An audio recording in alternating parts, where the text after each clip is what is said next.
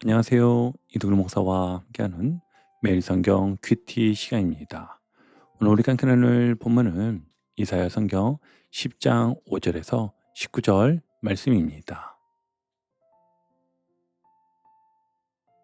여러분, 살다 보면 도무지 상대할 수 없을 만큼 크고 강한 문제를 만날 때가 있습니다.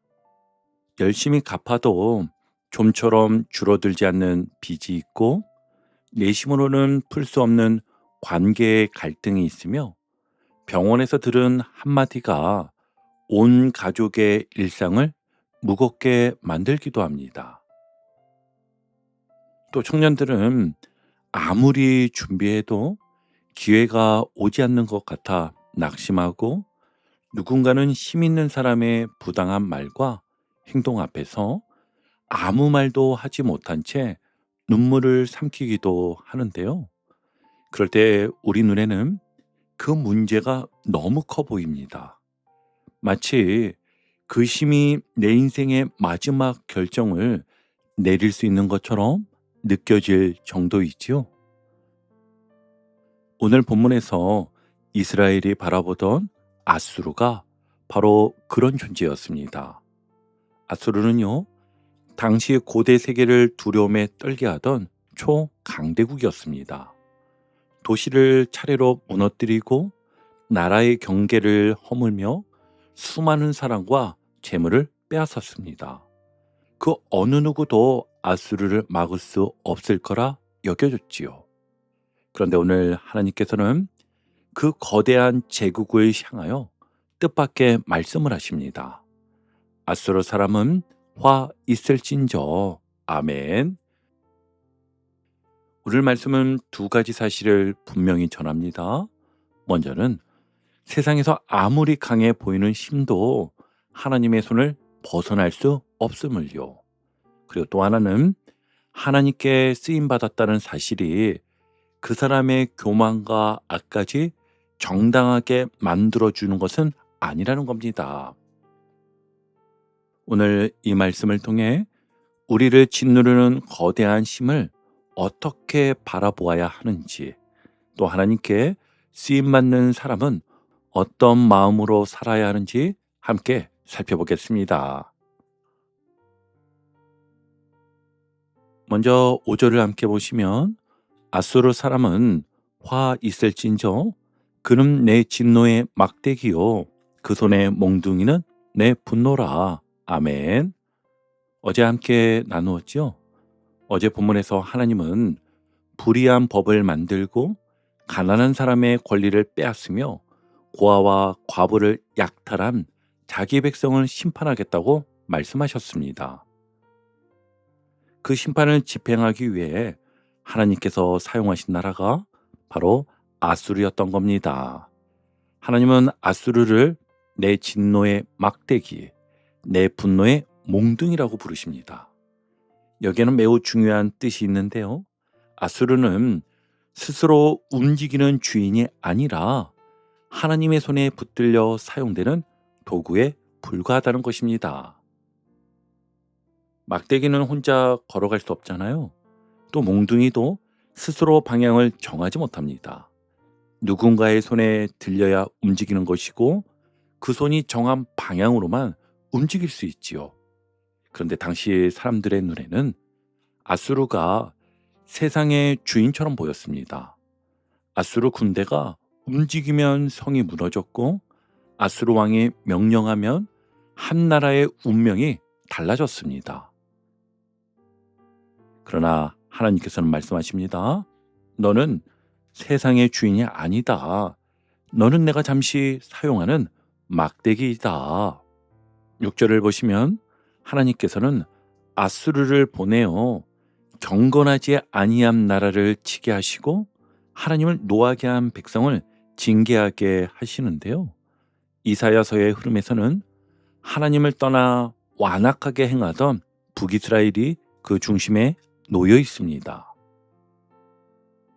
그런데 문제는 7절부터 시작이 됩니다. 함께 보시면, 그의 뜻은 이같지 아니하며 그의 마음의 생각도 이같지 아니하고 다만 그의 마음은 허다한 나라를 파괴하며 멸절하려 하는도다. 아멘.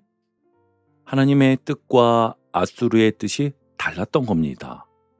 하나님은 자기 백성의 죄를 다루시고 그들을 낮추어 돌이키게 하시기 위해 아수르를 사용하셨는데, 아수르의 마음에는 회복도 긍휼도 교정도 없었던 겁니다. 그저 더 많은 나라를 무너뜨리고 사람을 짓밟고 자기의 영토와 재물을 늘리고 싶었을 뿐입니다. 하나님께서 악한 욕망을 억지로 넣어주신 것이 아닙니다. 아수르는 자기 욕망을 따라 전쟁했고 자기의 잔인함으로 사람들을 짓밟았습니다. 하나님은요, 그 악함까지도 자신의 더 큰 섭리 안에서 사용하셨지만, 그렇다고 아수르의 죄가 없어지는 것은 아닙니다. 여기서 우리가 꼭 기억해야 할 것이 있습니다. 하나님께 사용되었다는 것과 하나님께 인정받았다는 것은 같은 말이 아니라는 것이지요. 하나님은 악한 사람의 행동까지도 사용하셔서 자신의 뜻을 이루실 수 있습니다. 그러나 악을 행한 사람은 자신의 동기와 선택에 대해 책임져야 하는 겁니다. 자, 생각해 볼게요. 교회에서도 마찬가지입니다. 어떤 사람의 거친 말 때문에 공동체가 정신을 차리고 기도하게 될 수 있습니다. 그러나 그 결과가 유익했다고 해서 그 사람의 거친 말과 상처 주는 행동까지 옳아지는 것은 아닙니다. 가정에서도요, 부모가 자녀를 바르게 가르친다는 이유로 모욕적인 말과 폭력을 사용해서는 안 되는 것이죠. 또 회사에서도 성과를 내야 한다는 이유로 아랫사람의 인격을 짓밟아서는 안 됩니다. 하나님의 뜻을 말하면서 하나님의 마음을 잃어버리고 하나님의 방법을 붙들지 않는다면 우리는 어느새 아수르와 같은 자리에 설 수 있습니다. 8절에서 아수르 왕은 말합니다. 내 고관들은 다 왕들이 아니냐. 아멘. 자기 밑에 고관조차 다른 나라의 왕과 맞먹는다는 말입니다.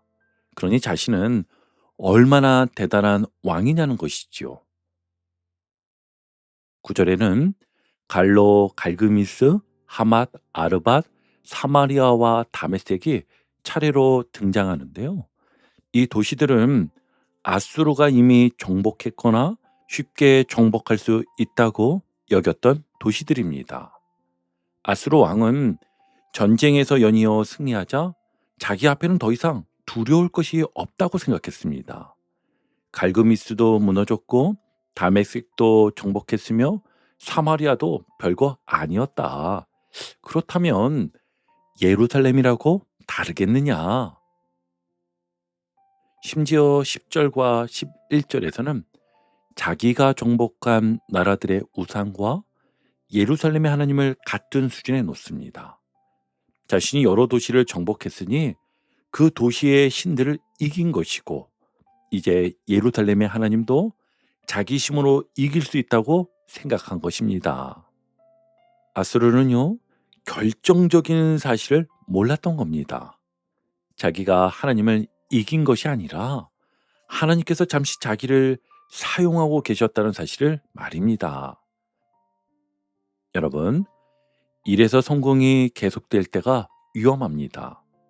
한두 번 일이 잘 풀리면 감사한 마음을 가지는데 계속 잘 풀리기 시작하면 어느 순간부터 이렇게들 말하잖아요.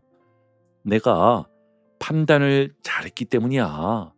내가 남들보다 성실했기 때문이야.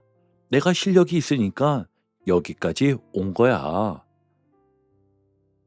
물론 노력도 필요하고 실력도 중요합니다. 그러나 내가 가진 건강과 기회와 만남, 일할 수 있는 환경과 능력은 모두 하나님께서 허락하신 것입니다. 은혜를 잊는 순간 감사는 자랑으로 바뀌고 사명은요, 권력이 되기 시작합니다. 자, 이제 두 번째 단락인데요. 그 시작인 12절에서는 아수르의 결말을 분명하게 보여줍니다. 그러므로 주께서 주의 일을 시온산과 예루살렘에 다 행하신 후에 아수르 왕의 완악한 마음의 열매와 높은 눈의 자랑을 벌하시리라. 아멘. 하나님께서는 먼저 자기 백성의 죄를 다루십니다. 그러나 그것으로 끝나지 않습니다. 자기 백성을 짓밟으며 교만해진 아수르도 심판대에 올리십니다. 하나님의 백성이 징계를 받는다고 해서 그들을 괴롭힌 악이 최종적으로 승리하는 것은 아니었던 거예요.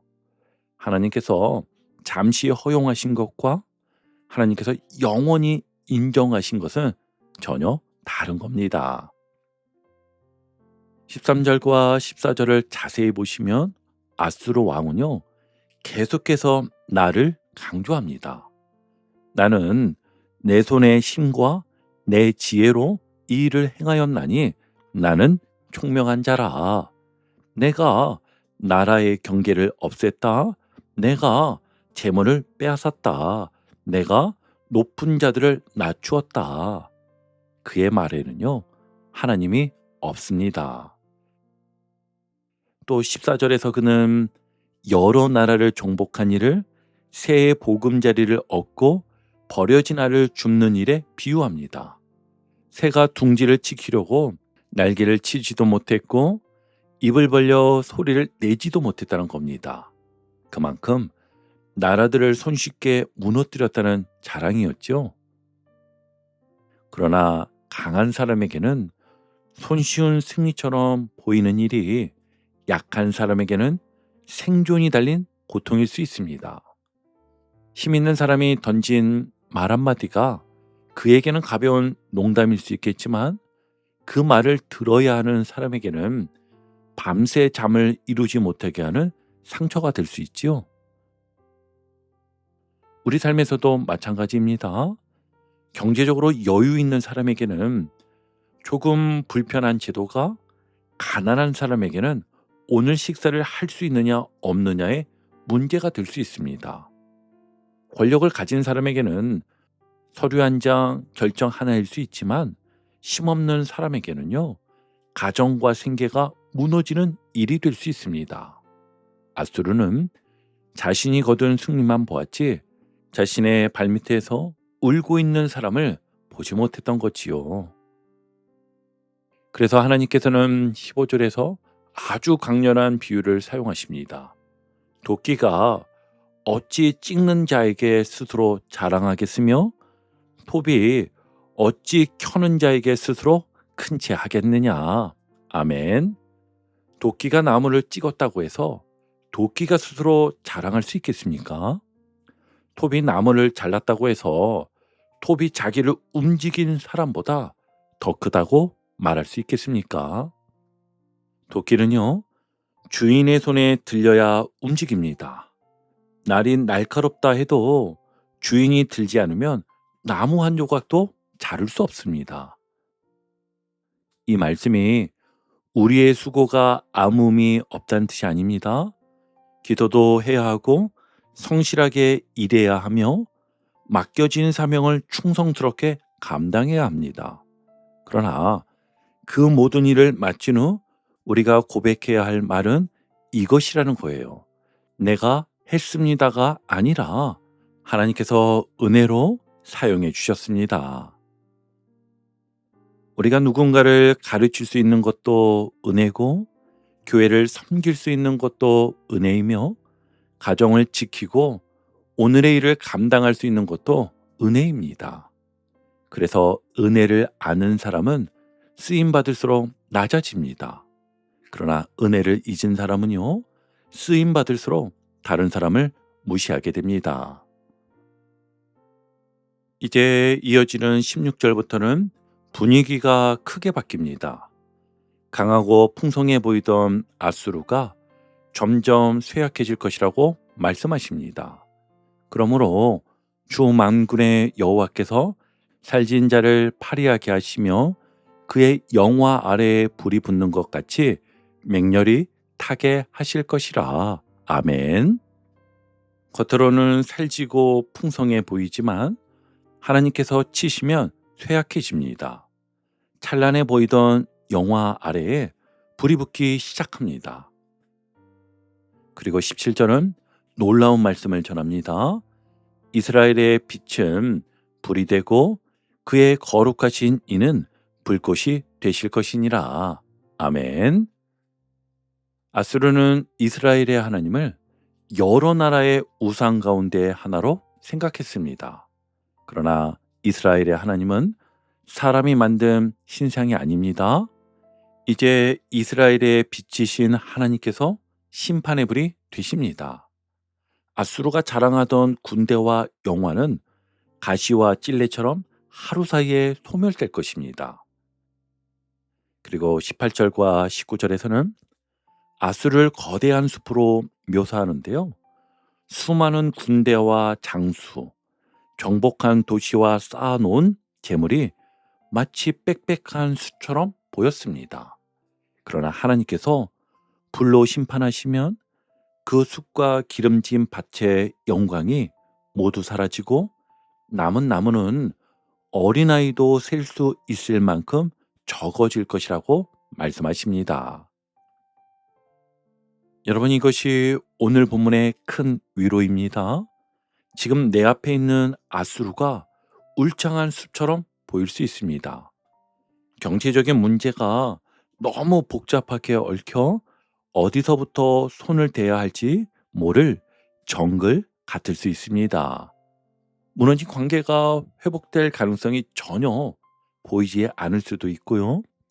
육신의 질병이 오래 이어져 몸도 마음도 점점 쇠약해질 수 있습니다. 또 가족의 병환을 돌보느라 자기 마음이 무너지는 것도 모르고 하루하루 버티는 분도 계실 것입니다. 청년들은 닫힌 문이 너무 많아 내게는 길이 없는 것처럼 느낄 수 있겠지요. 그러나 오늘 말씀은 분명히 전합니다. 그 숲이 아무리 빽빽해도 하나님보다 크지 않다고요.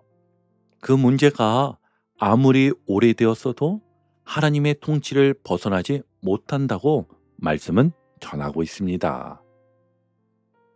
물론 이 말씀이 당장 모든 병이 낫고 빚이 사라지고 모든 관계가 원하는 대로 회복되는 뜻은 아니었어요. 그러나 확실한 것은 그 고통이 여러분의 최종 운명을 결정하지 못한다는 것입니다. 아수르가 마지막 말을 하는 것이 아닙니다. 우리의 삶에서 마지막 말씀을 하시는 분은 하나님이십니다. 전체 성경을 통해서도 이 사실은 가장 분명하게 드러나는데요.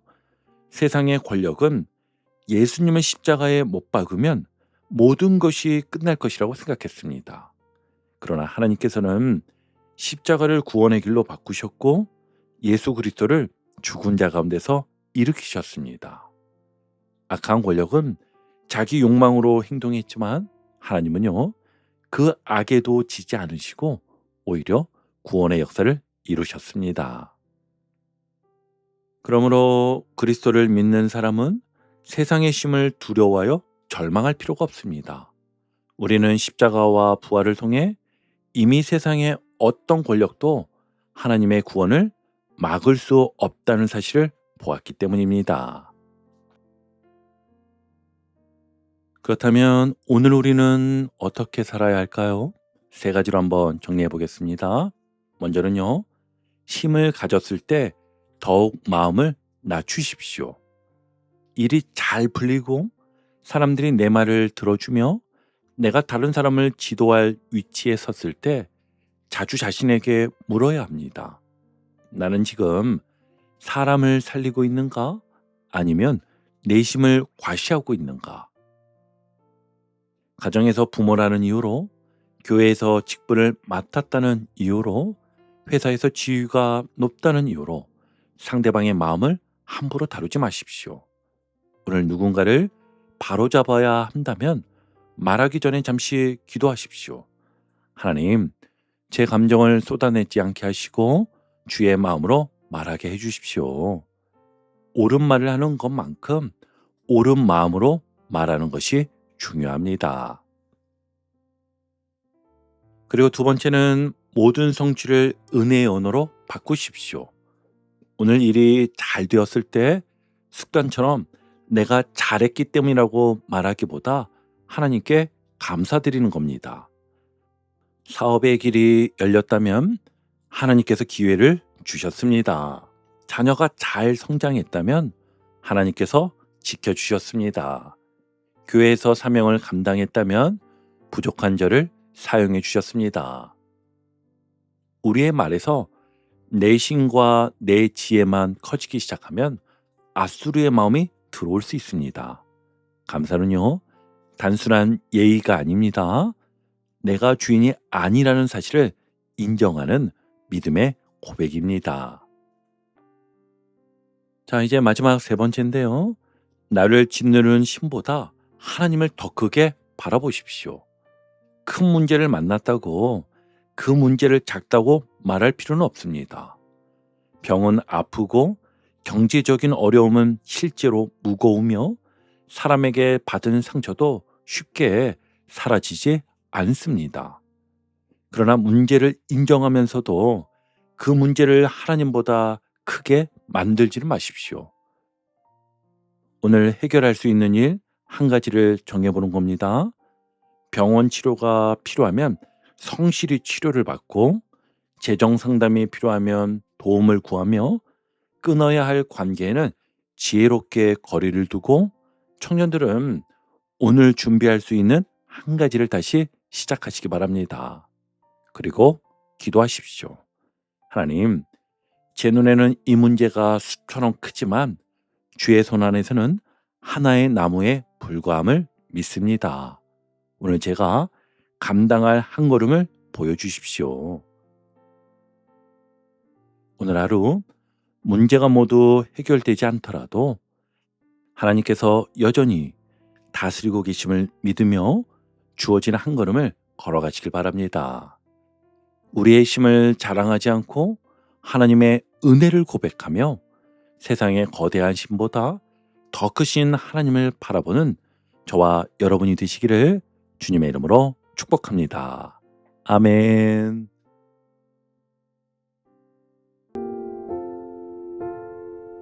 오늘도 복음의 기쁨과 확신으로 승리하는 하루 되시길 축복합니다. 함께 해주셔서 감사합니다. 내일 큐티 시간에 다시 뵙겠습니다.